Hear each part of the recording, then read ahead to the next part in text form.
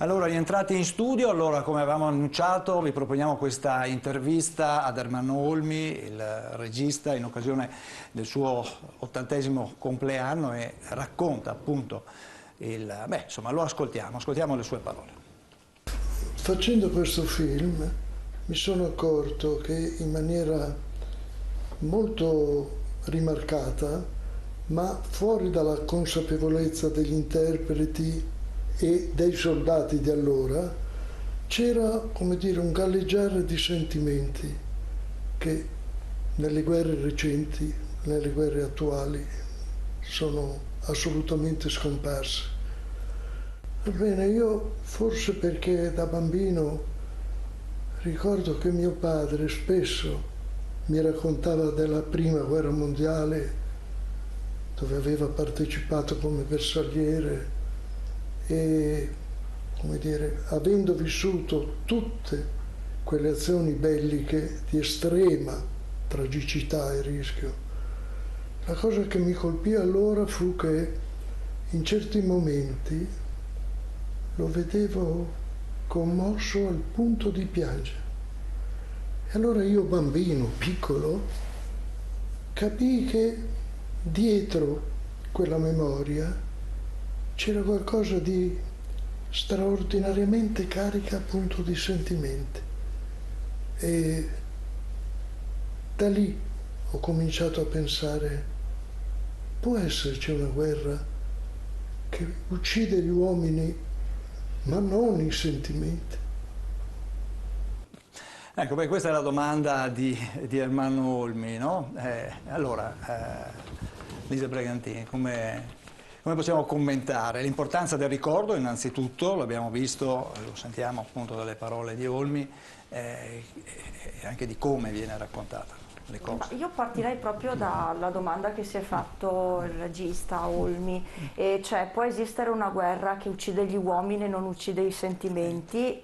Sì, secondo me sì, può sembrare strano, ma dentro a tutto il mare e alla tragedia e alla difficoltà e alle brutture, a tutti i termini che vogliamo metterci, che stanno dentro una guerra, e una guerra di posizione che ti costringe a star fermo, si sviluppano anche proprio come reazione alla morte, reazione a questa vita orribile, si sviluppano tutta una serie di sentimenti che sono sicuramente l'attaccamento alla vita, perché è vero che si va in bilico in una guerra dove si sa, come diceva Ungaretti, si sta come d'autunno sugli alberi le foglie, è vera, è proprio la sensazione perfetta che definisce, ma quella non vuol dire abbandono dell'amore per la vita, e una vita che potrebbe essere interrotta, che sperano possa continuare nei soldati, le lacrime del padre di Olmi, che non solo rivive momenti brutti, ma rivive anche momenti di grande aggregazione, che non si ripeteranno più nel corso della loro vita. In questo senso il sentimento è il sentimento di attaccamento, di affezione, delle persone che ti sono state vicine. Secondo me questo sopravvive ed è sopravvissuto alla guerra. E è stata parte della memoria dei combattenti tornati a casa, la parte più grande, credo. Certo, Mondini, professor Mondini, cosa dice? La possibilità di chiacchierare di queste cose proprio con Ermanno Olmi nella fase iniziale della lavorazione di Torneranno i prati. E mi ricordo una volta eravamo ad Asiago a pranzare e gli raccontai il lavoro che stavo conducendo io all'epoca sulla letteratura di testimonianza, cioè i diari, le memorie prodotte dai veterani, e gli stavo spiegando che in realtà c'è questo sentimento profondissimo, molto forte, collettivo, che emerge, che per noi è apparentemente incomprensibile. Molti dei veterani, i veterani che sapevano leggere e scrivere ovviamente, tornati dalla trincea, racconteranno quei momenti come, e rubo la parola a uno di loro, la straordinaria stagione dei miei 20 anni. l'unico momento in cui ho conosciuto l'amicizia quella vera, la scoperta di una nuova famiglia di sentimenti genuini. Perché effettivamente era questo che succedeva nella piccola comunità dei commilitoni, che erano legati dall'esperienza della morte di tutti i giorni e che erano legati dall'esperienza della memoria. Sapevano che se si moriva l'unico ricordo sarebbe rimasto affidato ai loro fratelli in armi. Permaneva, si costruiva, si elaborava un sentimento fortissimo di comunità. E la guerra sarebbe stata ricordata, sì, con tutta la tragedia possibile, senza infingimenti, senza retorica, come il momento in cui erano morti i miei migliori amici, in cui avevo visto il sangue e l'orrore, ma anche quello in cui avevo scoperto cosa voleva dire essere vivi e cosa voleva dire veramente essere uomini adulti amati da altri uomini adulti. Non credo che Olmi condividesse il mio entusiasmo per questa scoperta. Lui aveva una visione filosofica profondamente diversa di ciò che era la guerra, legata alla sua esperienza, alla sua memoria familiare. Però mi ricordo molto che lo colpì questo fatto, anche se poi, devo dire, non lo tradusse particolarmente bene in Torneranno i prati. In qualche momento sì, la sua ricostruzione della trincea in realtà è molto più onirica che realistica, anche se qua e là qualche traccia, qualche spia di questi sentimenti legati al cameratismo della guerra affiora. Certo. Volevo prego. solo Sì, prego. così un attimo aggiungere che anche sulla scorta di questo, che se noi andiamo a vedere la gran parte dei diari e delle memorie di questi soldati, scopriamo che l'autore potrebbe essere uno, ma sono proprio memorie collettive, perché all'interno del testo continuano ad essere costantemente riportati nomi, cognomi, piccoli fatti, descrizioni di uomini che se le si guarda diventano quasi ossessive. C'è questo bisogno di tenere insieme una comunità che neanche la morte dovrebbe e potrebbe dividere. È questa cosa molto particolare. D'altro canto, che soluzione avevano, quale altra alternativa avevano se non stare compatti e uniti di fronte a una disgrazia di questo tipo, che vivevano minuto per minuto, giorno per giorno, chiusi dentro una trincea dove in qualsiasi momento potevano morire? A cosa si potevano aggrappare? A quello che era vicino, e questa vicinanza è fondamentale per capire questa guerra. Allora, da un punto di vista del fatto è così, ma il comportamento comporta anche una pulsione psicologica che è completamente diversa, certo, perché in situazioni diverse sicuramente non sarebbero arrivati a questo punto. La seconda cosa, che la documentazione che arriva dal fronte, chiamiamolo che è un po' monca. Perché? Perché scrivono quelli che sanno scrivere. Ma la maggior parte dei soldati che andavano al fronte erano analfabeti. La riforma della scuola viene fatta da Mussolini e finalmente i piccoli, i giovani possono andare a scuola fino alla terza elementare, alla quinta elementare, poi successivamente alla terza media. Ma abbiamo un vuoto di tutti quelli che si sentono abbandonati perché non possono nemmeno avere la possibilità di documentare i loro sentimenti. Mi permetto solo una cosa, guardi, dopo me ne sto zitta. Diciamo che la cosa straordinaria di questo sentimento, che sicuramente nasce, e l'elemento scatenante è la guerra, no? Certo. Ma è che continua dopo. Cioè non si interrompe dopo. Certo, e a proposito delle scritture, naturalmente noi leggiamo chiaramente quello che ci è rimasto, quelli che sapevano scrivere. Negli ultimi anni abbiamo, devo dire, recuperato tante testimonianze anche di quelli che noi oggi potremmo considerare semi-analfabeti, cioè quelli che sapevano appena scrivere, ma l'evento bellico li fa cimentare con questa, cioè gli scatena questa cosa dentro, che provano a scrivere, e a volte insomma anche con cose importanti e dignitose, dove le prospettive sono diverse, ma c'è sempre un nucleo che è veramente collettivo di questi soldati. Certo che gli analfabeti, quelli totali, la loro memoria diventerà e sarà solo una specie di memoria orale attraverso il racconto, soprattutto fra commilitoni. Diciamo che buona parte di queste memorie scritte poi vengono censurate e vengono riscoperte successivamente, quindi sì, oggi abbiamo io un non buon credo numero. che, ancora adesso sono convinto che quelli che erano al fronte, se potevano stare a casa, la maggior parte ci stavano, e non a caso c'era l'autolesionismo, si sparavano un piede, si sparavano una mano, poi venivano condannati per tradimento, eccetera. D'altro canto Cadorna non è che per caso non manda gli alimenti nei campi di concentramento in Austria, che abbiamo visto, per far sì che i soldati al fronte non siano motivati ad arrendersi. Questa è una realtà che va raccontata, che non è tutta la realtà della guerra, però non è anche tutta la realtà che lei mi sta raccontando. C'è un altro della realtà. Gli autolesionisti, uno alla volta. un attimo solo, Mondini, un attimo solo. Volevo stabilire un momento, un parallelismo tra i sentimenti, l'uomo e la prima guerra mondiale e la seconda guerra mondiale.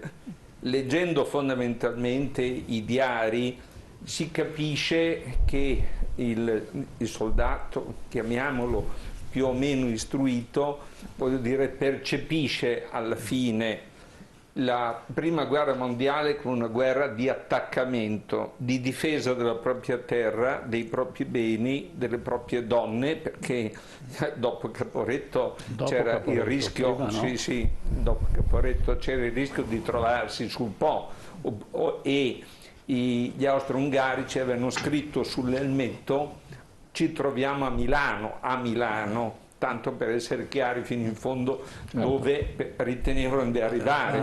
Lo sfascio arrivò dopo, ma non è che l'Italia ha sconfitto un'Austro-Ungheria in sfascio, si sono sfasciati, perché come sempre succede, in una guerra c'è chi vince e chi perde.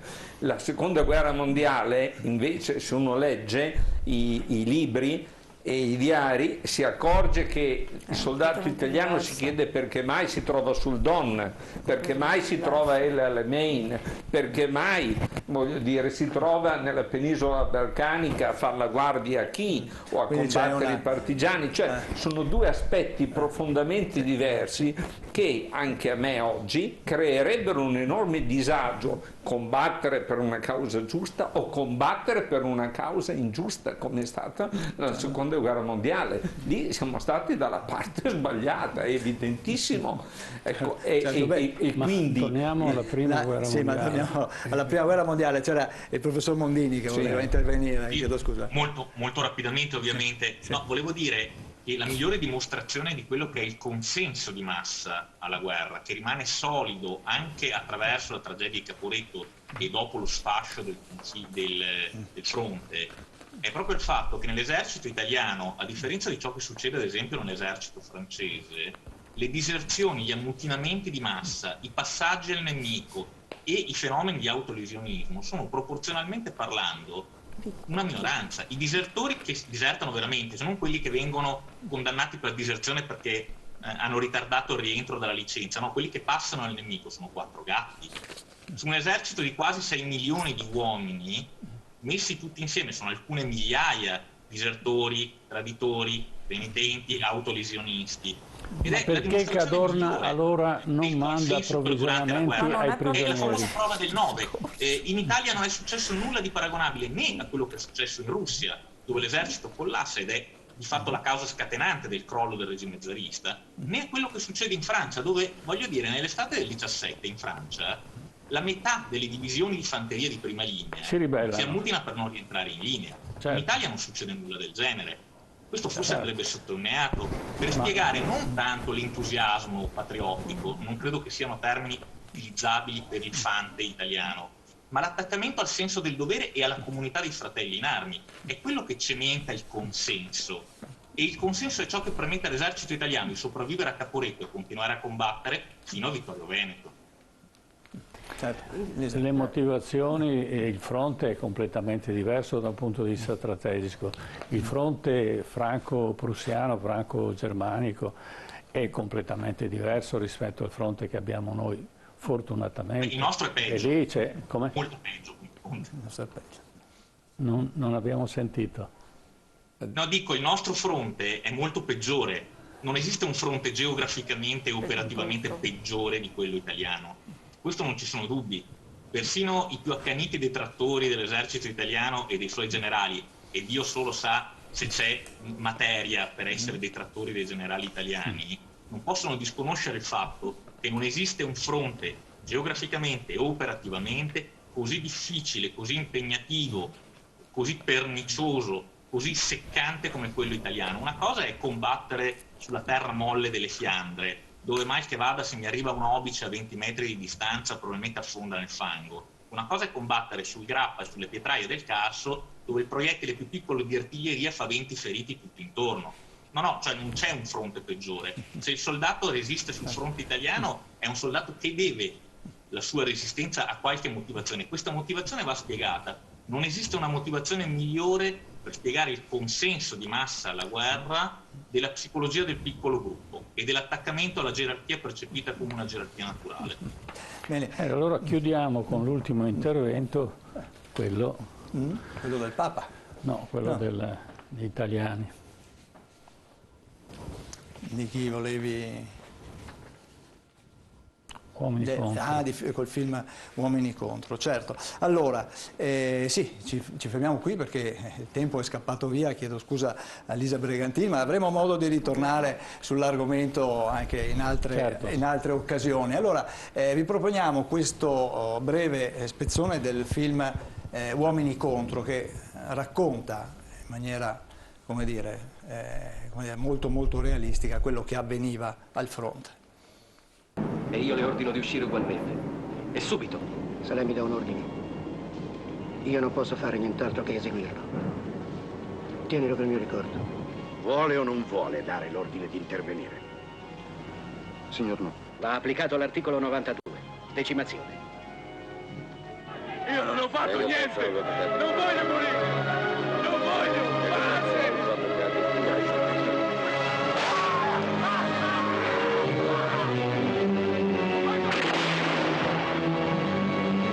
I soldati romani vincevano grazie alle corazze.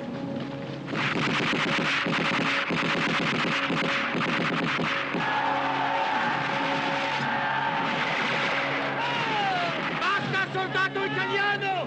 Non si può uccidere così! Tornate indietro! Basta! Con questa guerra di morti di fame! Contro morti di fame! Avanti! Avanti! Eccolo là il nemico! È alle spalle! Soldati, alzatevi! E spariamo là! Là! Là! Faccia sparare sul disertore! Sparate sul disertore! Tirate fuori un uomo ogni 10! In questo momento in faccia al nemico io sono arbitro della vita e della morte dei soldati posti sotto il mio comando! Insomma, esegue o non esegue l'ordine che l'ho dato! Signor no! Lei è un pazzo!